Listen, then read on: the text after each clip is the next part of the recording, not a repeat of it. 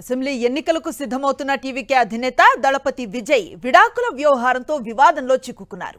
విడాకులు కోరుతూ విజయ్ భార్య సంగీత కోర్టును ఆశ్రయించారు. చెంగల్పట్టు కోర్టులో పిటిషన్ దాఖలు చేశారు. విజయ్కి వివాహేతర సంబంధం కారణంగానే తాను విడాకులు కోరుతున్నట్లుగా ఆమె పిటిషన్లో పేర్కొన్నారు. కాగా 1999లో విజయ్ సంగీతల వివాహం జరిగింది.